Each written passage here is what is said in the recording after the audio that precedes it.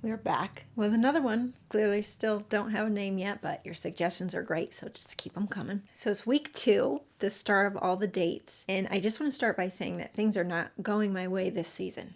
Not at all. We'll get into that later. Overall, not the best episode in the world, but still not bad, but still upbeat. Anybody? Okay. So the first date card comes out, and I forget who was reading it, but he goes, Grant. And Grant's all like, oh yeah. And there's a wicked pause. And then he starts naming off a bunch of other people. So I couldn't have been the only one that thought that was a one-on-one. And I think Grant was with me. So all the guys get named off and we make it to our first group date. And the group dates, I always get a little sad when the group dates are over.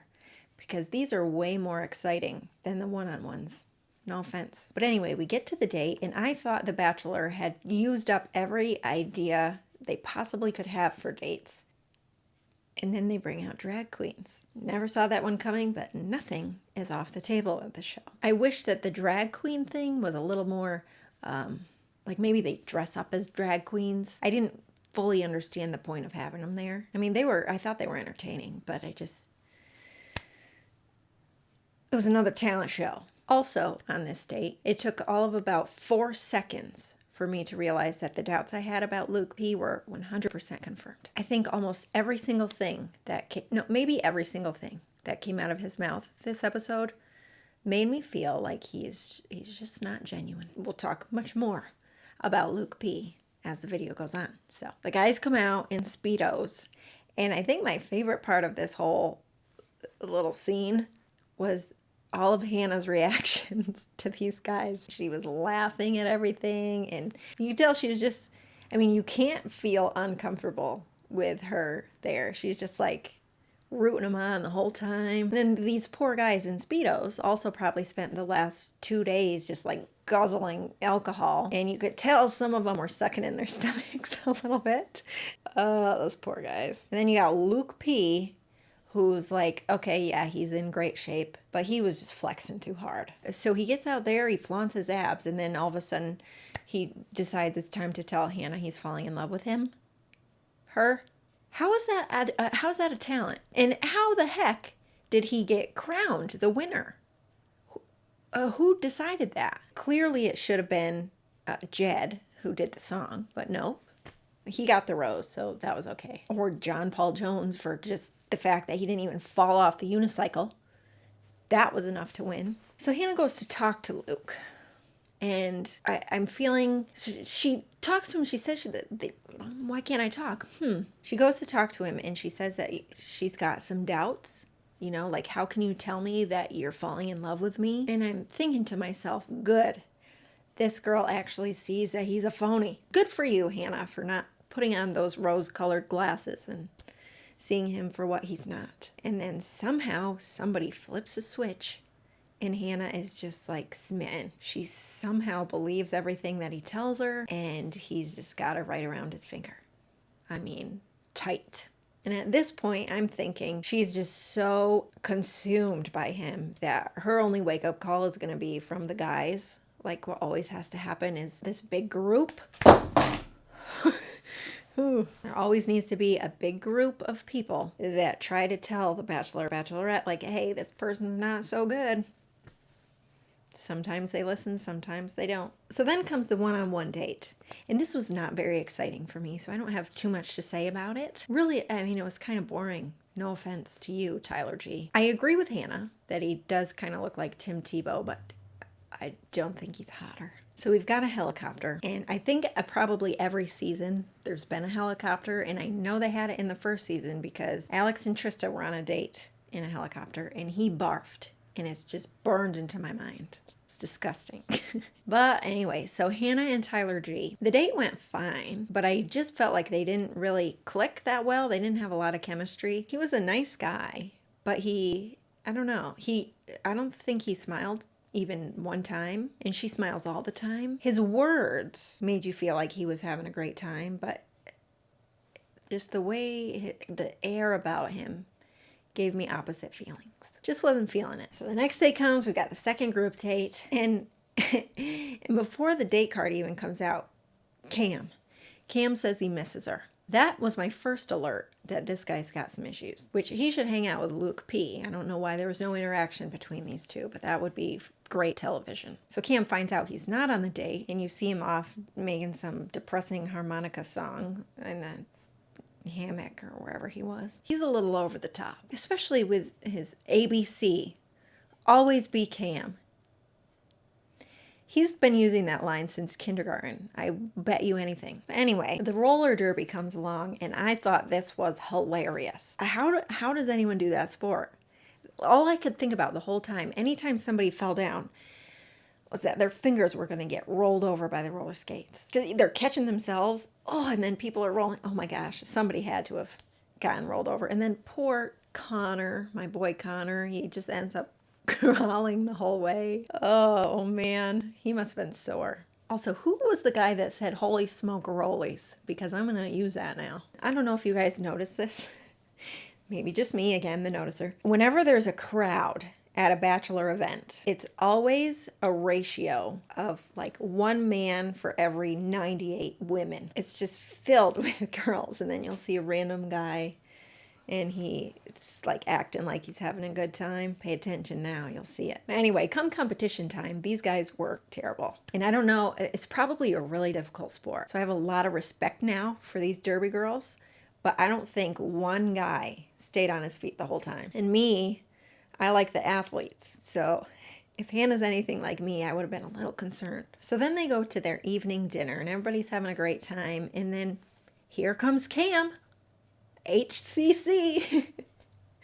Oh, here comes Cam. Okay. And I'm thinking to myself, I'd like to see him with his hair wet or parted on the other side just to see how long it is. Random thought, but his part is pretty deep, so I'm just curious about it. But then Tyler C., my man Tyler, he comes out, but he comes out, he's cool. And he approaches him, doesn't really say much of anything, like isn't attacking, but immediately Cam's on the defense. Like, whoa, you know what you signed up for. I'm coming here to destroy dates. Isn't that what you're going to do? Then comes another guy, and then comes another guy, and Cam is like just bewildered as to why these people are coming up to him. And all I can think this whole time is like, Cam, why are you still standing in that same spot?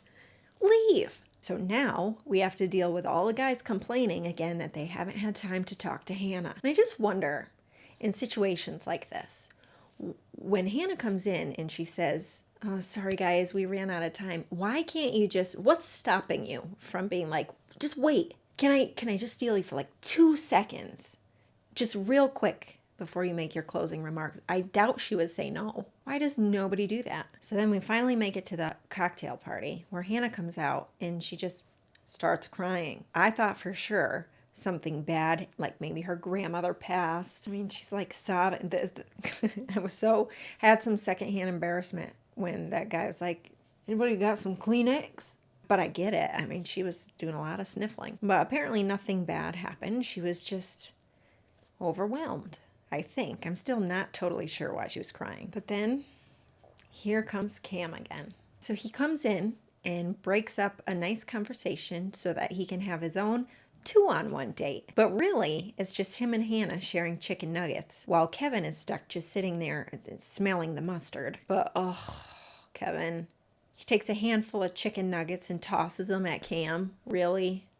Like, how long were you planning that out in your head? I just totally lost respect for Kevin right after that. Oh, and then Tyler C., he has this little one-on-one time with Hannah, and I thought it went great. He tells her how he was a football player, so he just gained a couple more points on my list, but then lost a couple because he was wearing short pants. But aside from that, I enjoyed it. And shortly after, we experienced the Luke P. massages, or I think it would be better titled the Puke P. massages, because that's what they were. Poor Jed shows up and is just totally thrown off guard. Which I would be too. And Hannah was so embarrassed that she freaking starts banging on her head. Like there's a button on there.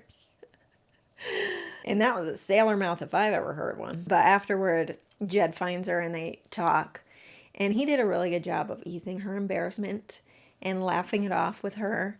And she handled herself well, I thought. But it was just, that was uncomfortable. He unzipped her dress all the way down. Okay. Rose ceremony time. There's a lot to talk about this episode. First thing I noticed, and maybe you guys noticed this too, John Paul Jones.